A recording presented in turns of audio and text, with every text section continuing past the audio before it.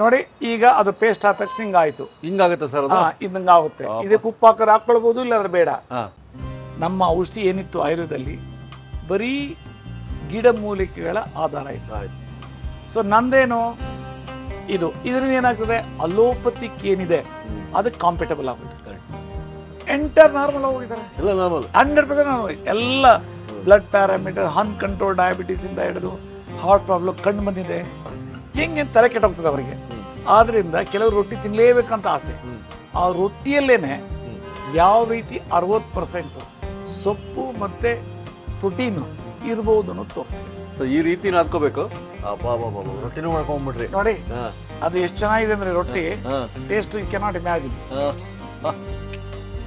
ಬದುಕಲ್ಲ ಅನ್ಕೊಂಡ್ಬಿಟ್ಟಿದ್ರಲ್ಲ, ಬದುಕ್ಬಿಟ್ರ, ಬದುಕಿದ್ರು, ಚೆನ್ನಾಗಾದ್ರು. ಸರಿ ಗಮ ಮಮ ಗರಿ ಗಮ ಪದನಿ ಸರಿ ಧನಿ ಧನಿ ಧ ಸರಿ ಧನಿ ಸರಿ ಗರಿ ಸನಿ ರೆ ಸನಿ ಧನಿ ಸರಿ ಗಮ ಮಮ ಗರಿ ಧನಿ ರೆ ಸರಿ ತೋಂ ತನ ತನ.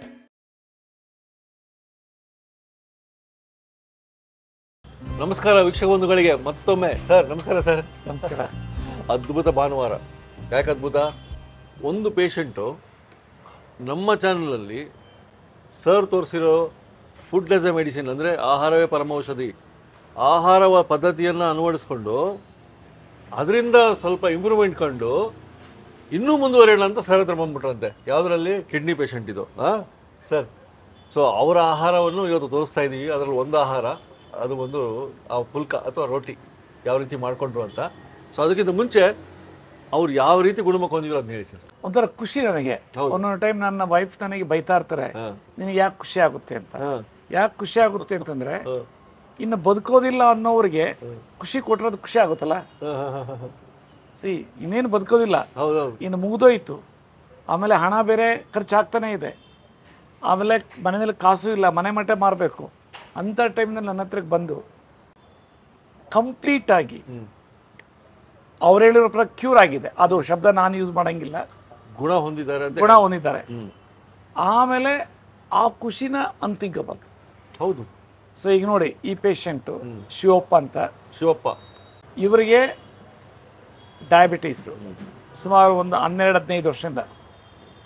ಡಯಾಬಿಟೀಸ್ ಆಯಿತು ಅಂದರೆ ನೆನ್ಪಿಟ್ಕೊಳ್ಬೇಕು, ಕಿಡ್ನಿ ಪ್ರಾಬ್ಲಮ್ ಆಗಿರುತ್ತೆ, ಹಾರ್ಟ್ ಪ್ರಾಬ್ಲಮ್ ಆಗಿರುತ್ತೆ, ಕಣ್ಣು ಹೋಗಿರ್ತೈತೆ, ನ್ಯೂರೋಪತಿ ಆಗಿರುತ್ತೆ. ಅವೆಲ್ಲ ತಲೆ ಇಟ್ಕೊಬೇಕು. ಯಾಕೆ ಇಷ್ಟು ಖಾರವಾಗಿ ಹೇಳ್ತಾ ಇದ್ದೀನಿ ಅಂದರೆ, ಅದರಿಂದ ಮುಕ್ತಿ ಆಗಲಿ ಅಂತ. ಯಾಕೆಂದ್ರೆ ಖಾರವಾಗಿ ಹೇಳಲಿಲ್ಲ ಅಂದರೆ ಅದ್ರ ಬಗ್ಗೆ ಯೋಚನೆ ಮಾಡಲ್ಲ. ಅಯ್ಯೋ ಲೈಫ್ ಲಾಂಗ್ ತೊಗೊಳ್ಳೇಬೇಕು, ಲೈಫ್ ಲಾಂಗ್ ಇರಬೇಕು. ಮತ್ತು ಕೊನೆಯಲ್ಲಿ ಅವರು ಆ ಒಂದು ನೆಟ್ಟಲ್ಲಿ, ಜಾಲದಲ್ಲಿ, ಹೆಲ್ತ್ ಪ್ರಾಬ್ಲಮಲ್ಲಿ ಸಿಕ್ಕಾಕೊಂಡ್ಬಿಡ್ತಾರೆ. ಅವ್ರು ಮುಂದೆ ಸಿಕ್ಕಾಕೊಳ್ಳೋದಲ್ಲ, ಇಡೀ ಫ್ಯಾಮಿಲಿಯವರೆಲ್ಲ ಸಫರ್ ಪಡಬೇಕಾಗ್ತದೆ.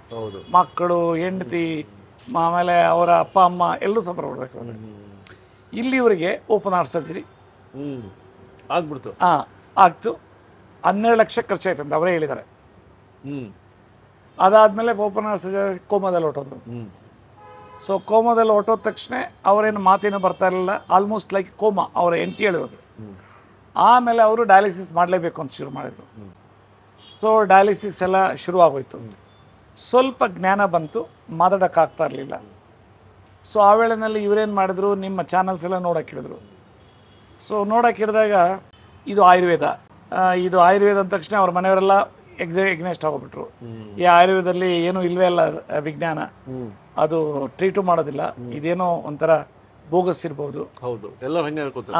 ಸೊ ಆದ್ದರಿಂದ ಇದರಿಂದ 12 ಲಕ್ಷ ಖರ್ಚು ಮಾಡಿ ಆಲ್ರೆಡಿ ಖರ್ಚು ಮಾಡಿ ಇದಕ್ಕೇನ ಮಾಡಿ ಹೆಚ್ಚು ಕಡಿಮೆ ಆಯಿತು ಅಂದರೆ ಆ ರಿಸ್ಕ್ ತಗೊಳ್ಳೋದು ಬೇಡ ಅಂತ ಬರುತ್ತೆ. ಆ ವೇಳೆಯಲ್ಲಿ ಇವರಿಗೆ 1 ವಾರಕ್ಕೆ 10,000 ಖರ್ಚಾಗ್ತೈತಂತೆ ಡಯಾಲಿಸಿಸ್ಗೆ. ಅದೊಂದು ದೊಡ್ಡ ಪ್ರಾಬ್ಲಮ್. ಸೊ ಆಮೇಲೆ ನಿಮ್ಮ ಚಾನಲಲ್ಲಿ ಊಟದ್ದು ನೋಡಿದ್ದಾರೆ ನಂದು, ಏನು ತಿನ್ನಬೇಕು ಏನು ತಿನ್ನಬಾರ್ದು. ಆ ಟೈಮ್ನಲ್ಲಿ ಫಸ್ಟ್ ಡಯಾಲಿಸಿಸ್ ಬಗ್ಗೆ 8 ಇತ್ತು. ಸೊ ನಿಮ್ಮ ಚಾನಲ್ಗೆ ಊಟ ಶುರು ಮಾಡಿದಂತೆ. ಅದೇ ನೀವೇ ಹೇಳಿರೋದು ಯಾವ ರೀತಿ ಪದ್ಧತಿ, ಯಾವ ರೀತಿ ನಮ್ಮ ಚಾನಲ್ ಅಂದ್ರೆ ಅದೇ ಮೀನಿಂಗ್ ನಿಂತ್ಕೊಂಡು ಹೇಳಿದ್ದಾರೆ. ಆಮೇಲೆ ಅದು 8ಇಂದ 6ಕ್ಕೆ ಬಂತಂತೆ. ಅರೆ ಇದು ಬರ್ತಾ ಇದೆಯಲ್ಲ, ವರ್ಕ್ ಆಗ್ತಾ ಇದೆಯಲ್ಲ, ಯಾಕೆ ಅವ್ರ ಹತ್ರ ಹೋಗಿ ನಾವು ಮೆಡಿಸಿನ್ ತಗೊಳ್ಬಾರ್ದು ಅಂತ ನಮ್ಮ ಹತ್ರ ಬಂದಿದ್ದಾರೆ. ನಮ್ಮ ಹತ್ರ ಬಂದ ತಕ್ಷಣ ಫಸ್ಟ್ ನನ್ನ ಕ್ವಶನ್ ಇಷ್ಟೇ ಕೇಳ್ತಾರೆ, ಸರ್ ಡಯಾಲಿಸಿಸ್ ಬಿಡ್ಬೋದಾ? ಫಸ್ಟ್ ಕ್ವಶನ್ ಕೇಳ್ತಾರೆ. ನಾನು ಹೇಳ್ತೀನಿ, ಯೂರಿನೇಷನ್ ಬಂತು ಅಂದರೆ ಕಂಫರ್ಟಬಲಿ ಸ್ವಲ್ಪ ಕಡಿಮೆ ಇದ್ರು ತೊಂದರೆ, ಡಯಾಲಿಸಿಸ್ ಬೇಕಾಗಿಲ್ಲ ಅಂತ ಹೇಳ್ಬಿಡ್ತೀನಿ. ಬಟ್ ಆದರೆ ಕಂಡೀಷನ್ನು ನಾನು ಏನೇನು ಮಾತ್ರೆ ಹೇಳ್ತೀನಿ ಅದನ್ನು ಫಸ್ಟ್ ಬಿಡಬೇಕು. ಮಾತ್ರೆ ಬಿಡಬೇಕು. ಇಲ್ಲ ಅಂದರೆ ಅದು ಕಿಡ್ನಿ ಕೊಳಕಿದ್ದಷ್ಟು ಕಿಡ್ನಿ ಫಂಕ್ಷನ್ ಆಗಲ್ಲ. ಯಾಕಂದರೆ ಡಾಕ್ಟರ್ ಬಿ ಎಮ್ ಹೆಗ್ಡೆ ಸಾಹೇಬ್ರು ಹೇಳ್ತಾರಲ್ಲ, ಹೌದು ಸರ್, ಎಷ್ಟು ಸಿಂಥೆಟಿಕ್ ಟ್ಯಾಬ್ಲೆಟ್ಸು ನಮ್ಮ ಆರ್ಗನ್ಸ್ನ ಡ್ಯಾಮೇಜ್ ಮಾಡ್ತವೆ ಅಂತ. ಆದರೆ ಬಿ ಪಿದನ್ನು ಬಿಡಿಸಲ್ಲ. ಬಿ ಪಿದು ಮತ್ತು ಇನ್ನು ಕೆಲವು ಬೀಟಾ ಬ್ಲಾಕರ್ಸ್ ಅವೆಲ್ಲ ಇರ್ತಾರೆ ಔಟ್ ಪೇಷಂಟ್ಸ್ಗೆ available, statins, blood thinners, gastric tablets, ಆಮೇಲೆ ಕಿಡ್ನಿಗೆ ನೆಫ್ರೋಸೇವ್ ಅಂತ ಕೊಟ್ಟಿರ್ತಾರೆ ಪ್ರೋಬಯೋಟಿಕ್ ಟ್ಯಾಬ್ಲೆಟ್ಸು, ಆಮೇಲೆ uric acid tablets, vitamin D, sodium, vitamin B12 ಎಲ್ಲ ಬಿಡಿಸ್ಬಿಡ್ತೀನಿ. ಎಲ್ಲ ಆಹಾರದಲ್ಲೇ ಇದೆ. ಆದರೆ ನಾನು ಡಿಫೈನ್ ಮಾಡಿರೋ ಆಹಾರ ತೊಗೊಳ್ಬೇಕು, ಅದು ಭಾಳ ಮುಖ್ಯ, ಭಾಳ ಮುಖ್ಯ. ಅದರಲ್ಲೂ ಪರ್ಟಿಕ್ಯುಲರ್ಲಿ ಕೊಲೆಸ್ಟ್ರಾಲ್ ಟ್ಯಾಬ್ಲೆಟು ಬಿಡಲಿಲ್ಲ ಅಂದರೆ ಇದು ವರ್ಕ್ ಆಗಲ್ಲ ಚೆನ್ನಾಗಿ. ಕೊಲೆಸ್ಟ್ರಾಲ್ ಟ್ಯಾಬ್ಲೆಟು ಬ್ಲಡ್ ತಿನ್ನರು ಕಿಡ್ನಿನ ಸರಿ ಮಾಡಿಬಿಡ್ತೈತೆ ಬಿಟ್ಟರೆ, ಯಾವುದು ಸೈಡ್ ಎಫೆಕ್ಟ್ಸು.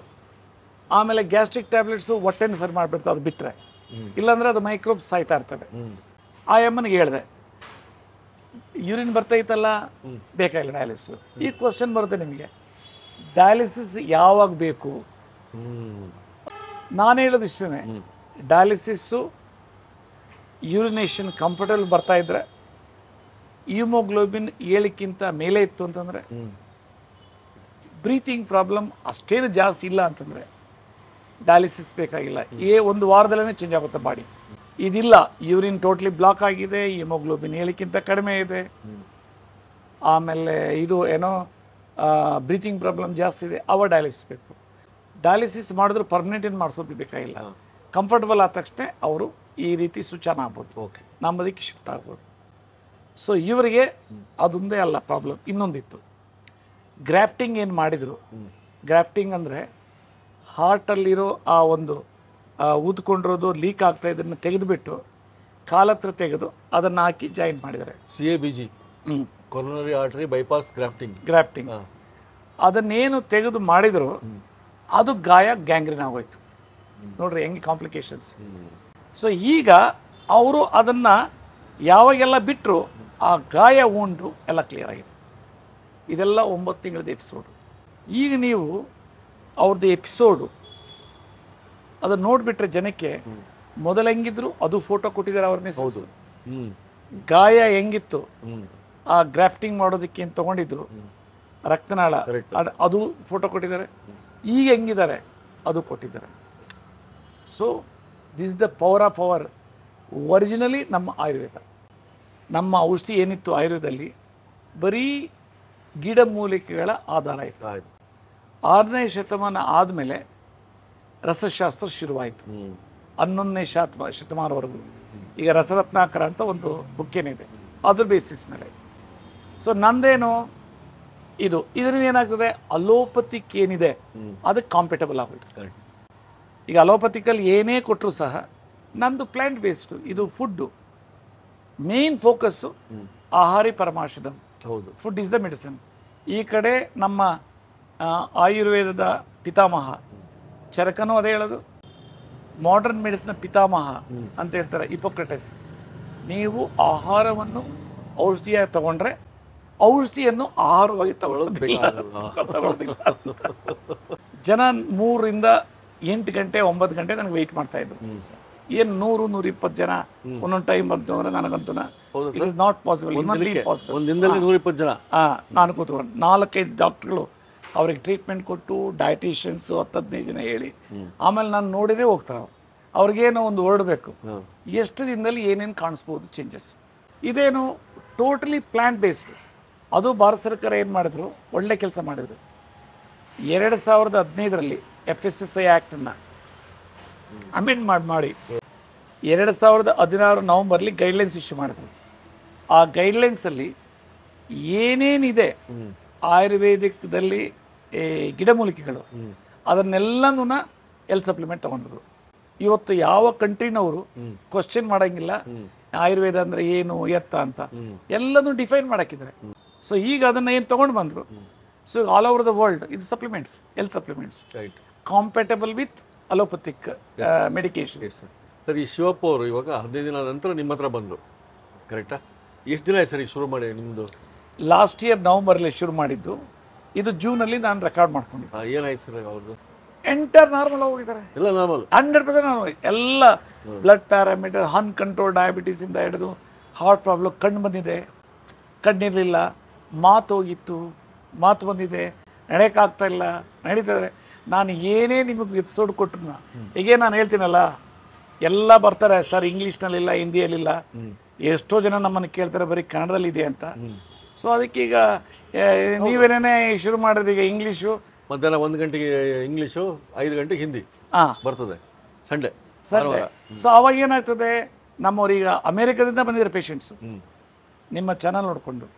ಆವಾಗ ನಾನು ಹೇಳಿದೆ ಸರ್ ನಿಮ್ಮ ಬಗ್ಗೆ ನಮ್ಗೆ ಗೊತ್ತು, ಮನೆ ರಸೂಟದಲ್ಲಿ ನಾವು ಅಗಸೆ ಮಂಜಿಗೆ ನೋಡಿದ್ವಿ, ಅಲ್ಲಿ ಕಂಡಿಗರನ್ನ ಭೇಟಿ ಮಾಡಿದೆ. ಅಂದರೆ ಅಷ್ಟು ಪಾಪ್ಯುಲರ್ ಆಗಿದೆ ಅದು. ಸರ್ ಇವಾಗ ಆ ಶಿವಪ್ಪ ಅವರ ಮಾತಿನಲ್ಲೇ ನೋಡೋಣ, ಹೇಳ್ತಾರಂತ ಅವ್ರೇನು ಆಹಾರವೇ ಪರಮೌಷಧಿ ಅಂತ ಫಾಲೋ ಮಾಡಿದ್ರು ನಿಮ್ದು 15 ದಿನ ಮುಂಚೆ. ಅದರಲ್ಲಿ ಒಂದು ರೊಟ್ಟಿ ಅಥವಾ ಅದು ರೊಟ್ಟಿ ಮತ್ತು ಜನಕ್ಕೆ ಏನು ಗೊತ್ತಾ, ಊಟದಲ್ಲಿ 25% ರೊಟ್ಟಿ ಅನ್ನ ಇರಬೇಕು, 60% ಸೊಪ್ಪು ತರಕಾರಿ ಇರಬೇಕು ಅಂತ ಹೇಳ್ತೀನಿ. ಅದು ಯಾವ ರೀತಿ? 25% ರೊಟ್ಟಿ ಅಥವಾ ಅನ್ನ, 75% ಸೊಪ್ಪು ತರಕಾರಿ ಪಲ್ಯಗಳು ಅವೆಲ್ಲ ಇರಬೇಕು. ಹೆಂಗೆ ತಲೆ ಕೆಟ್ಟೋಗ್ತದೆ ಅವರಿಗೆ. ಆದ್ರಿಂದ ಕೆಲವರು ರೊಟ್ಟಿ ತಿನ್ಲೇಬೇಕಂತ ಆಸೆ. ಆ ರೊಟ್ಟಿಯಲ್ಲೇನೆ ಯಾವ ರೀತಿ 60% ಸೊಪ್ಪು ಮತ್ತೆ ಪ್ರೋಟೀನು ಇರ್ಬೋದು ಅನ್ನೋದು ತೋರಿಸ್ತೀನಿ. ಆ ಒಂದು ಪುಲ್ಕ ಅಥವಾ ರೊಟ್ಟಿಯನ್ನು ನೋಡ್ಬಿಡೋಣ, ನಂತರ ಶಿವಪ್ಪ ಅವ್ರದ್ದು ಮಾತು ಕೇಳೋಣ. ನೋಡಿ ಸರ್, ಪ್ರೋಟೀನ್ ರಿಚ್ ಪ್ಲಸ್ ಇದು ಯಾವುದು ಸೊಪ್ಪು, ಅದ್ರ ಜೊತೆನಲ್ಲಿ ಜೋಳದ್ದು ಜವಾರ್ ಜೋಳದ್ದು ಆಟ, ಅದೇ ಜೋಳದ ಹಿಟ್ಟದು, ಜೋಳದ ಹಿಟ್ಟು. ಇದು ಮೊಳಕೆ ಬಂದಿರೋ ಹೆಸರು ಕಾಳು, ಇದು ನೆನೆಸಿರೋದು ಅಲಸಂದಿ. ಆಮೇಲೆ ಇದು ಪಾಲಕ್ ಸೊಪ್ಪು, ಯಾವ ಸೊಪ್ಪು ಆದ್ರೂ ಆಗ್ಬಹುದು. ಆಮೇಲೆ ಇದು ಮೊಳಕೆ ಕಟ್ಟಿರೋದು ಕಡಲೆಕಾಳು. ಆಮೇಲೆ ಇದು ಜೋಳದ ಹಿಟ್ಟು. ಯಾಕೆಂದ್ರೆ ಈ ಜೋಳದ ಹಿಟ್ಟಿನಲ್ಲಿ ಕಡಿಮೆ ಪೊಟ್ಯಾಷಿಯಂ ಇರುತ್ತೆ. ಇವಾಗ ಇದು ಸ್ಪ್ರೌಟ್ ಆದ ತಕ್ಷಣ ಅದೆಲ್ಲ ಆಲ್ಮೋಸ್ಟ್ ಪೊಟ್ಯಾಷಿಯಂ ಕಂಟೆಂಟ್ ಇದರಲ್ಲೂ ಕಡಿಮೆ ಆಗಿರುತ್ತೆ, ಎಲ್ಲ ಹೊರಟೋಗಿರುತ್ತೆ. ಇದು ಸೊಪ್ಪು. ಆಟನ 25% ಇರಬೇಕು, ಇದು 50ರಿಂದ 60% ಇರಬೇಕು. Correct sir. ಈಗ ನೋಡಿ ಇದು 100 ಗ್ರಾಮ್ ತಗೊಳ್ತೀನಿ. ಸರ್, ಒಂದು 5 ರೊಟ್ಟಿ ಆಗ್ತಾವಲ್ಲ ಸರ್? 4ರಿಂದ 5 ರೊಟ್ಟಿ ಆಗುತ್ತೆ. ಆಯ್ತು. ಆಮೇಲೆ ಇದು ಒಂದು 50 ಗ್ರಾಮು ಪಾಲಕ್. ಆಮೇಲೆ ಇದೊಂದು 30 ಗ್ರಾಮು ಅಲಸಂದಿ ನೆನೆಸಿರೋದು. ಇದೊಂದು 15ರಿಂದ 30 ಗ್ರಾಮು. ಅದು ಅಷ್ಟೇ. ಆಮೇಲೆ ಇದು ಒಂದು 15ರಿಂದ 30 ಗ್ರಾಮು ಸ್ಪ್ರೌಟ್ ಮಾಡಿರೋದು ಅಂತ ಇದು ಹೆಸರು ಕಾಳು. ಇದನ್ನೆಲ್ಲನ ಪೇಸ್ಟ್ ಮಾಡಿಕೊಂಡು, ಅದಾದ ನಂತರ ಕಿಡ್ನಿ ಪೇಷಂಟ್ ಉಪ್ಪು ಹಾಕಬಾರ್ದು, 1 ಗ್ರಾಮಲ್ಲಿ ಇರಬೇಕು. ಸೊ ಬೇರೆಯವರಾದ್ರೆ ಉಪ್ಪು ಮಿಕ್ಸ್ ಮಾಡ್ಕೊಬಹುದು. ಸೊ ಈಗ ಅದಾದ್ಮೇಲೆ ಇದು ಮಿಕ್ಸ್ ಮಾಡಿಬಿಟ್ಟು ರೊಟ್ಟಿ ಮಾಡೋದು. ಇದನ್ನ ಪೇಸ್ಟ್ ಮಾಡಿಸ್ತೀನಿ. ಅದಿಷ್ಟು ಪೋರ್ಷನ್ ಪೇಸ್ಟ್ ಮಾಡಿ ಆಮೇಲೆ ಜೋಳದ ಹಿಟ್ಟು ಜೊತೆಗೆ ಮಿಕ್ಸ್ ಮಾಡೋದು. ಓಕೆ, ಮಾಡ್ಕೊಂಬಿಡೋಣ. ನೋಡಿ ಈಗ ಅದು ಪೇಸ್ಟ್ ಆದ ತಕ್ಷಣ ಹಿಂಗಾಗುತ್ತೆ ಸರ್. ಹಿಂಗಾಗುತ್ತೆ. ಇದಕ್ಕೆ ಉಪ್ಪು ಹಾಕೊಳ್ಬಹುದು, ಇಲ್ಲಾಂದ್ರೆ ಬೇಡ. ಸೊ ಈಗ ಇದನ್ನ ಇದರಲ್ಲಿ ಮಿಕ್ಸ್ ಮಾಡಕ್ ಹೇಳ್ತೀನಿ. ಸೊ ದಟ್ ಆಟ ಆದ್ಮೇಲೆ ರೊಟ್ಟಿನೂ ಮಾಡ್ಕೊಂಬರಕ್ ಹೇಳ್ತೀನಿ. ಸೂಪರ್. ನೋಡಿ ರೆಡಿ ಆಯ್ತಲ್ಲ ಸರ್? ಈಗ ರೆಡಿ ಆಯ್ತು. ಈಗ ರೊಟ್ಟಿ ಮಾಡಕ್ ಹೇಳ್ತೀನಿ ನಮ್ಮ ಗ್ರೇಟ್ ಶೆಫ್ಗೆ ವಿಜಯ್ ಅವ್ರಿಗೆ. ಸೊ ಈ ರೀತಿ ನಾದ್ಕೋಬೇಕು. ಇವಾಗ ಇದನ್ನ ನಾರ್ಮಲ್ ಆಗಿ ನಾವು ರೊಟ್ಟಿ ಮಾಡ್ತೀವಿ, ಮಾಡ್ಕೊಂಡ್ಬಿಟ್ರೆ ಆಯ್ತು. ನೋಡೋಣ ಸರ್, ನೋಡೋಣ. ರೊಟ್ಟಿನೂ ಮಾಡ್ಕೊಂಡ್ಬಿಟ್ರಿ ನೋಡಿ. ಅದು ಎಷ್ಟು ಚೆನ್ನಾಗಿದೆ ಅಂದ್ರೆ ರೊಟ್ಟಿ ಟೇಸ್ಟ್ ಯು ಕೆನಾಟ್ ಇಮ್ಯಾಜಿನ್. ಏನು ಇಲ್ದೇನೆ ರೊಟ್ಟಿ ತಿನ್ಬೋದು. ಕರೆಕ್ಟ್. ಇನ್ನೇನಾದ್ರು ಪಲ್ಯ ಹಾಕೊಂಡ್ರೆ ಇನ್ನೆಷ್ಟು ಮಜಾ ಇರ್ತದೆ ಅಂದ್ರೆ ಇದ್ರಲ್ಲೆಲ್ಲ ಇದೆ, ಎಲ್ಲ ಪ್ರೋಟೀನ್ಸ್ ಇದೆ. ಕರೆಕ್ಟ್. ಇದು ಈಸಿಲಿ ಡೈಜೆಸ್ಟಬಲ್ ಅದು. ಹೌದಾ? ಥ್ಯಾಂಕ್ ಯು ಸರ್, ತೋರಿಸ್ಬಿಡ್ರಿ. ಹೇಳ್ರಿ ಏನೇನ್ ಪ್ರಾಬ್ಲಮ್ ಇತ್ತು ನಿಮ್ಮ ಹಸ್ಬೆಂಡ್ಗೆ? ಇವತ್ತು ಭಾರಿ ಖುಷಿ ಆಯ್ತು ಕೇಳಿ ನೋಡ್ರೆ. ಓಪನ್ ಹಾರ್ಟ್ ಸರ್ಜರಿ ಆಗಿದೆ ಸರ್ ಇವ್ರಿಗೆ. ಅಲ್ಲಿ ಓಪನ್ ಹಾರ್ಟ್ ಸರ್ಜರಿ ಮಾಡಿರೋದು. ಓಪನ್ ಹಾರ್ಟ್ ಸರ್ಜರಿ ಆದ್ಮೇಲೆ ಕ್ರಿಯೇಟಿನ್ ಜಾಸ್ತಿ ಆಗಿ ಮೆಡಿಸಿನ್ ಡೋಸ್ ಹೆವಿ ಆಗಿ ಕಿಡ್ನಿ ಫೇಲ್ಯೂರ್ ಆಗಿ ಇದು ಯೂರಿಯನ್ ಆಚೆ ಬಂದಿಲ್ಲ ಸರ್. ಫುಲ್ ಬಾಡಿ ಊತ ಬಂದ್ಬಿಡ್ತು. ಇದು ಇದ್ರ ಮೇಲೆನೆ ಬೆಡ್ ಮೇಲೆನೆ ಐಸಿ ವಾರ್ಡ್ ಅಲ್ಲೇ ಫುಲ್ ಬಾಡಿ ಊತ ಬಂದ್ಬಿಟ್ಟು ಯೂರಿ ಆಚೆ ಬಂದಿಲ್ಲ, ಜ್ಞಾಪಕ ಶಕ್ತಿ ಹೊರಟೋಗ್ಬಿಡ್ತು ಸರ್. ಆಮೇಲೆ ಡಯಾಲಿಸ್ ಮಾಡ್ಲೇಬೇಕು, ಕ್ರಿಯೇಟಿನ್ ಜಾಸ್ತಿ ಆಗ್ಬಿಟ್ಟಿದೆ ಅಂತ ಅವ್ರೆ ಅಲ್ಲೇ ಡಯಾಲಿಸ್ ಸ್ಟಾರ್ಟ್ ಮಾಡಿದ್ರು ಸರ್.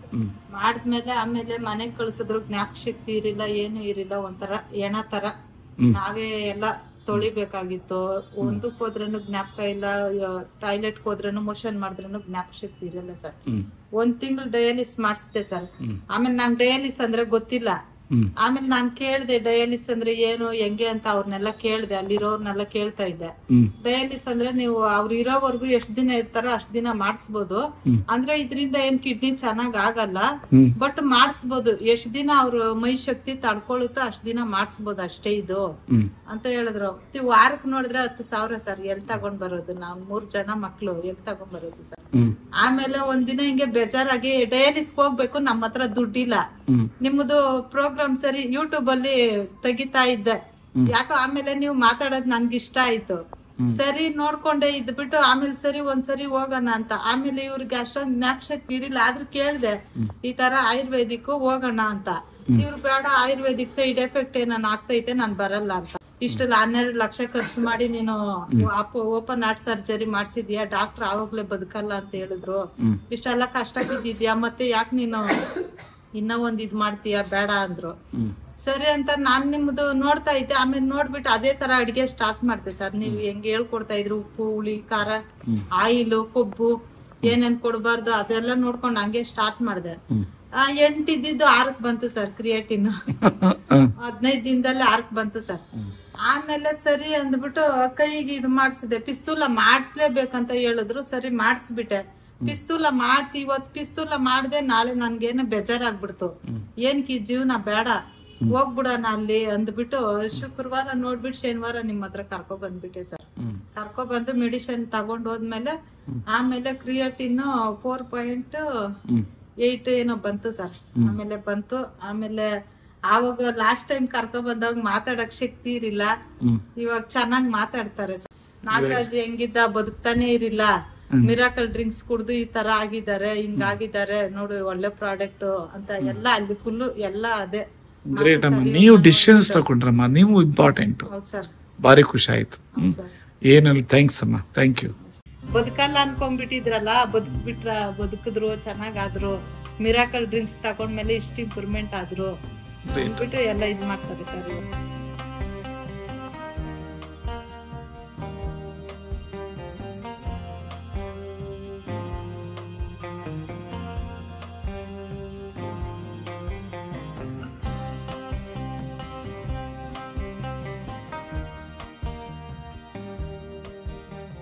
ಇನ್ನೂ ಅನೇಕ ಸ್ವಾದಿಷ್ಟ ರೆಸಿಪಿಗಳಿಗಾಗಿ ಸಬ್ಸ್ಕ್ರೈಬ್ ಮಾಡುವುದನ್ನು ಮರೆಯಬೇಡಿ.